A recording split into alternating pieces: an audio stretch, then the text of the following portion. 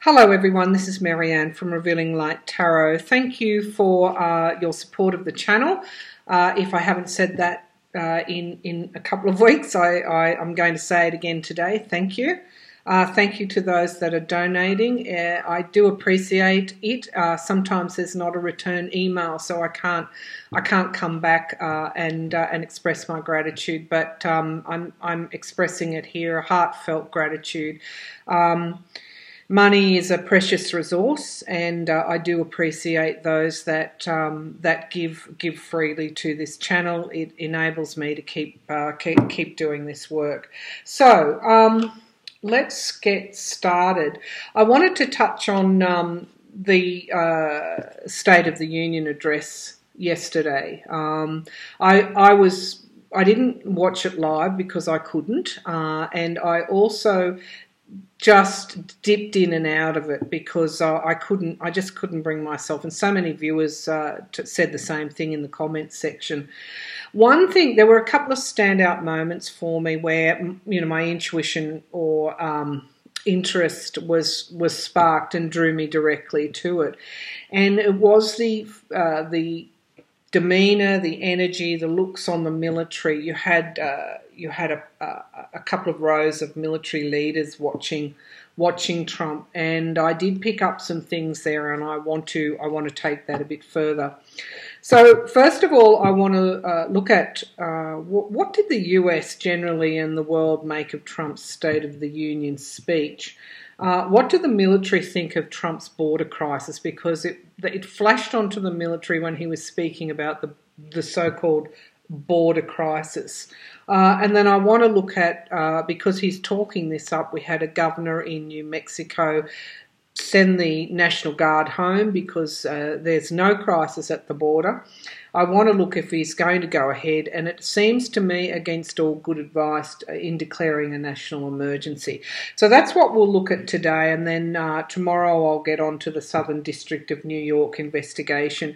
I did read on that it would have been before Christmas, that inauguration investigation, and there was so much money. The Pentacle Suite was just full on, and that Six of Pentacles, which of course comes up so often with Trump, the loans and debts, and my feeling at that time was that it was almost like cash for policy. That was the kind of feeling that I was getting, almost monetizing the presidency of the US. So I want to see where that's going, and also Adam Schiff's House Intelligence Committee is actually going to look quite thoroughly into, well, they've handed over the files to Mueller, which could trap some people in perjury, and we'll look at that as well tomorrow. My feeling is that it will be almost the nail in the coffin for Don Jr., and potentially just add to Jared Kushner's woes, things that are piling up for him. The other person I flashed on at the State of the Union was Jared Kushner. I felt he looked incredibly uncomfortable. His energy was just standing out very, very strongly to me. He might have been putting on a show, but there was something. I think he's incredibly worried. That's what came forward to me. But the House Intelligence, Adam Schiff, is going to look at whether what money is changing hands, what foreign money, not just Russia. So really, he's talking about Saudi Arabia and I don't know, maybe Israel, and in return for what? So how many investigations are currently going on now to Donald Trump? How long can the GOP hold out? My reading yesterday showed that it will come to a point where they will have to decide which way they're going to go because the evidence will be overwhelming. We should be able to just get there now. We shouldn't have ever had this situation arise in the first place. All right, now State of the Union. State of the Union and Donald Trump. What did I read on him energetically? He's incredibly obviously stressed out. He's resorting to threats to try and stop these investigations or slow them down. I feel there's a slowing down, trying to slow down these investigations or the momentum. and keep him in power as long as possible. He's going to hang on for as long as possible, even though we all know that it's over for him. I thought he was. I think intimidated might be the right word. Intimidated by the Democrats. Intimidated, scared. And of course there were the usual lies. All right, let's have a look. What did the US people generally and the world, because we had it broadcast quite extensively live here in Australia as well. What did the US and Australia think of Trump and the State of the Union address? Okay. We're watching a bad movie unfold. That's what it's like. Okay? And we're still watching, but we know the ending already. Okay. What can you tell us, Spirit, about the US and the world's perceptions of Trump? I'm almost getting like a rotting tomato kind of feel. Okay, so first up, we've got the High Priestess, which is an interesting card. This is really around what's in people's subconscious, and it's secrets as well, hidden things being hidden. Now, I asked what the US and the world thinks. In their subconscious, they know that Trump is going to, really, I guess, face the sword of justice or the scales of justice, and that's what's in everybody's back. That's what's in the back of people's minds, and that they're also waiting for this hidden stuff to emerge. Okay, so it's almost like we know more than what I guess we're allowed to say. It's almost like waiting for this ending of his presidency. We all know. And we're just waiting for the machinations to go through. And really, politically, the GOP should have cut their losses. Perhaps straight after the midterms, they maybe should have. I don't know. There must be some kind of political process, the 25th, whatever. When he shut down that government for so long, there may well have been some way that they could have acted. But we all know, it's like we all know the train wreck, the train's about to hit the wall. And yeah, we're waiting. One of the things I wanted to just point out, and I'll take that up tomorrow with that House Intelligence Committee, I did read a story where the GOP were justifying why they hadn't sent those files to Mueller earlier. And it was almost a desperate way to cover their tracks. I think they know that they're eventually going to be in trouble. So this is what this reading is saying. It's like we all know. Now, what's challenging, I guess, the whole situation is the Eight of Pentacles. And this is really at the heart, and why I read so often on the GOP, is that what is at the basis of this is the reluctance to relinquish power. In other words, they boxed themselves into such a position in allowing Trump to become president, in not forcefully standing up to him before, in perhaps worrying about their own skins and not taking more authoritative action before to control him, letting him shut down that government for so long. What's happening is they're clinging to power. And so this is what's stopping us from... We all know that it's ending. We all know what's gone on. There's enough evidence out there in the public domain. But what's stopping things from moving forward is the GOP don't want to lose their power. They are just clinging there because the longer they stay in power, the more conservative, far-right policies they can implement. And so this is what they'll be doing between now and when Trump goes. They will be pushing forward their very conservative agenda. Will they be successful? I don't know. How can they be? The Democrats hold the House. The Nine of Rods here is the focus of this reading. And the nine of, I'll just bring the laptop down so you can see the cards. The nine of rods, I'm using the Aquarian deck, by the way. The nine of rods comes forward here around, it's the focus of the reading. It's keeping and maintaining boundaries. And I feel that this is not just for Trump and the GOP here. It's a test of courage. It's also for the Democrats. They have to tread very carefully at this point in time politically, not to be seen as overly obstructionist as well. But this is in relation to really Trump and the GOP. So it's really the GOP, the start of the barriers that they're starting to put. As I said, that House Intelligence Committee, there was just 2 paragraphs from one of the GOP spokespeople on that committee, and it sounded extremely desperate. It was a justification of why they hadn't sent the files earlier. They blamed the national intelligence vetting of the files as to why they hadn't done that. It was just like, you know, lame-o, is that the right way to say it? Lame-o.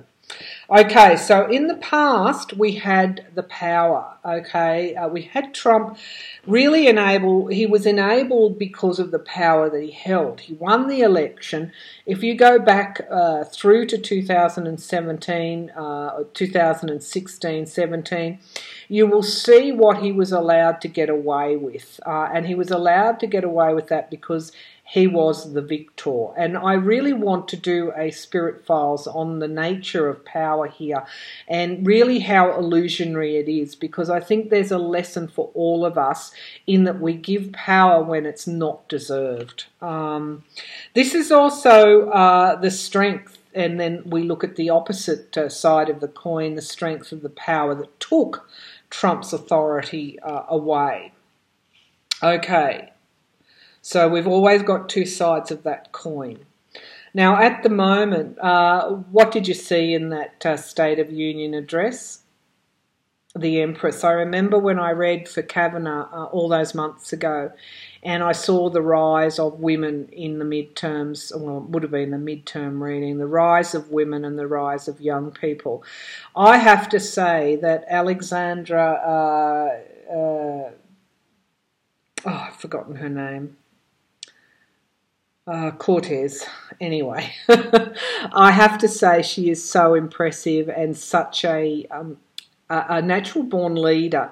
And we also had Nancy Pelosi, who I think had a pin that was of a gavel, all dressed in white. Okay, so what was the dominant image from the State of the Union address? I'll leave that there. We know what the dominant image was. Okay, now, and following on from that, we've got, what have we got here? We've got the Empress and the power of the women members of Congress, and we've got the circles of support coming through in all those photos. What did the US and what did the world make of Trump's State of the Union? The everlasting picture there is the the members of Congress dressed in white. It is the wonderful circles of support. It is the new, if you contrast the Trump government or the GOP when they held the Congress in Obama's term, you had old men greying in suits who had been there for decades, trying to keep women down. What did you have at State of the Union? The power of the feminine rising. That's what the US and the world saw last night. They didn't see desperate old Trump, overweight, balding Trump. They saw those women member of Congress. And the situation at this point in time, balance. They saw the balance that was needed and the accountability on Donald Trump. How wonderful to look at the State of the Union in this way compared to when it was last delivered by Trump. The environment, Okay, the support, the happiness. This is the Ten of Cups. It's quite a happy card. It's around love. It's around support. It's around new things, new supports coming, and it's around the student, if you like, the student who starts their learning at the beginning of their quest. This card also represents families. There is such a positive environment now as compared to 2016 when people were crying in the streets. So if you look at the State of the Union this way, you see it in a different light. Now the fears, the hopes and the fears, okay, a very apt card, the Knight of Swords, okay, as we know this is the quick thinking, it's the soldier of truth, I often refer to it as, it's the action card. So it's both a fear of Donald Trump and really a hope that justice will come forward. These are all the things that people were thinking. Okay, my question was, what did the US and the world make of Trump's speech? They're hoping to goodness that justice will be swift, that it will come soon. And then alternatively, the fear is that justice will come. And what have we got here? We've got the victory. Now, with so many cards here in this reading, the way that this reading has gone, the victory card is indeed for the Democrats, State of Union, the women in that Congress. That's who had the victory yesterday, not Donald Trump. So that's what the world thought. I chose this deck particularly because it has such a strong feminine orientation. The court cards are neither male; they're gender neutral. But I chose it because it has such a gentle energy, and that's the energy that was coming through yesterday. We saw the power of the newly elected Congress, the newly elected House, and the waning of the old power structures. That's what the world and the US saw. Whether some liked it or whether some didn't, that's what was obvious, not Donald Trump. Okay, so I want to particularly go to the military here. What did the military think of Trump's border crisis? Those generals, they were like, imagine you've seen all this action, you've been involved in such strategy at such a military strategy at such a high level. I have worked on various natural disaster. I guess I've been. I know what goes on at the military, not at the military level, but I know something about the role that the military has when they go into natural and other man-made disasters across the world, and even the Australian generals and commanders here. What they would make of Donald Trump and his so-called border crisis. No wonder they had that sort of demeanour, but let's get on with the reading. Let's just have a quick look at what the military thought of Trump's border crisis, and I might shut this down and we'll do a separate one on the national emergency question because that's going to be a little bit longer. Okay, so what did the military at the State of the Union address? What was going through their minds when Donald Trump was talking about his border crisis? What did the military think of Donald Trump and his border crisis? Is this guy for real? Anyway, let's have a look. What do they think? Donald Trump and his border crisis. Okay, we've got some kind of victory thing happening here. Let's have a look here. I'll bring the laptop down. Sometimes the meanings, when you put them down and you're reading quickly, you need the other cards. Okay, to have a look. Victory, the Six of Wands. Okay, the Queen of Cups, stability, right, okay. I'm kind of getting a picture here, and transitioning and moving on. Okay, so what's happening here, I think, is that Donald Trump is the president with that, and he's the commander-in-chief. And so they understand that, they're aware of that.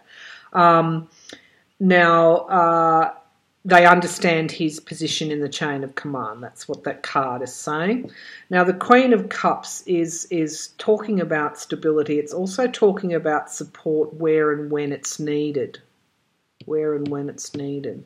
And stability. That's the role of the military here.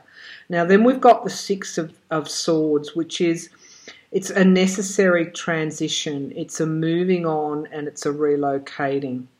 Okay, I will keep going, but what I'm seeing here is they may well be aware of what's coming down the pike in relation to Trump's presidency. They might be aware that he will be moving on in the future, and this could be pointing to.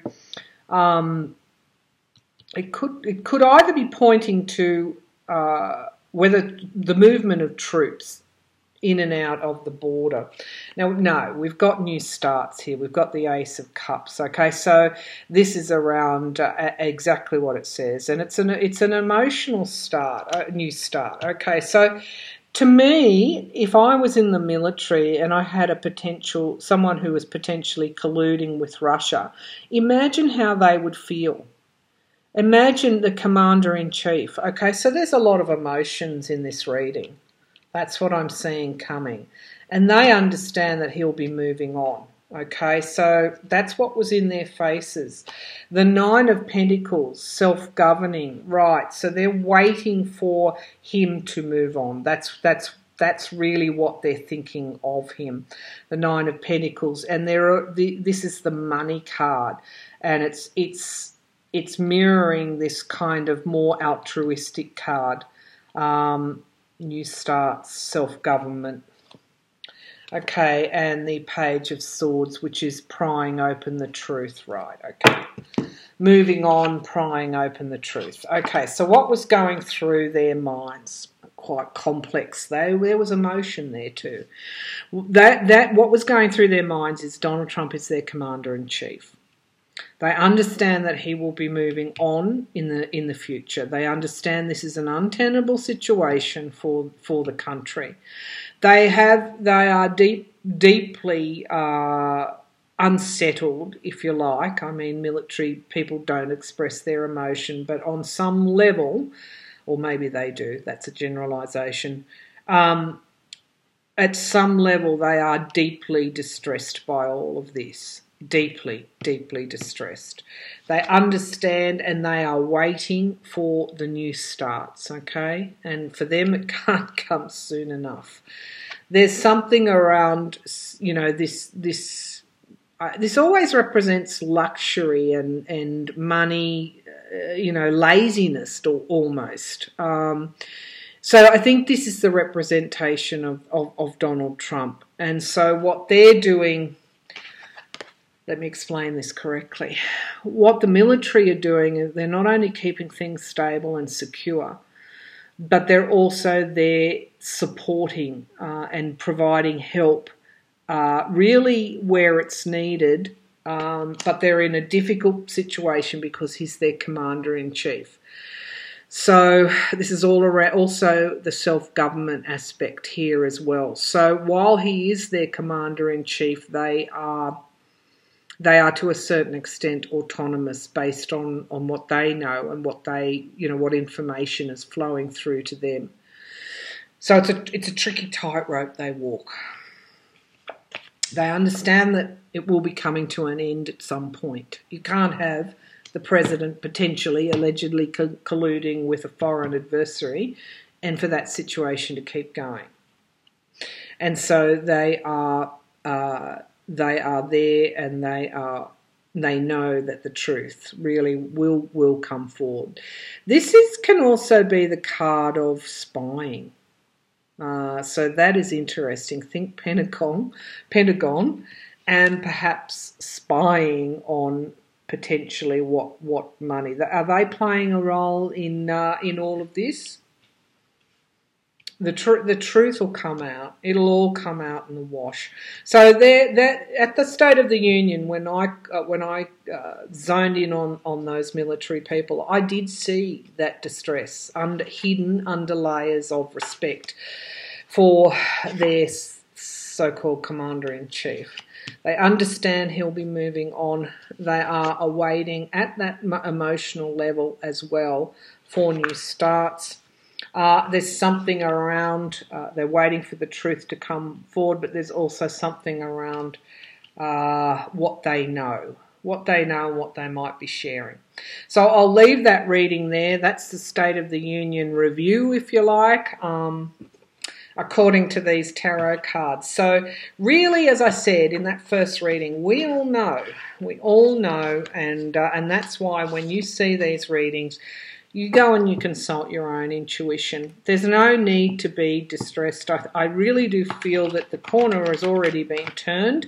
It turned in the midterms last November, and it turned in the Wheel of Fortune turned in the country's best interests. It started to, turn in the country's favour. So really, this is a matter just of watching the process unfold. But is Trump going to, what difficulty is he going to cause before he eventually steps down? What difficulty is he going to call a national emergency? Let's see.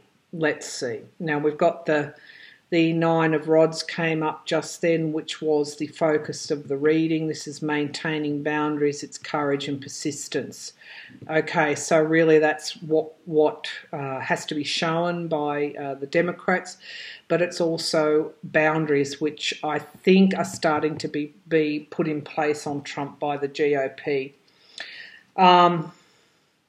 So that'll lead us into the National Emergency reading update, and I'll do that shortly and upload that after this. Thank you.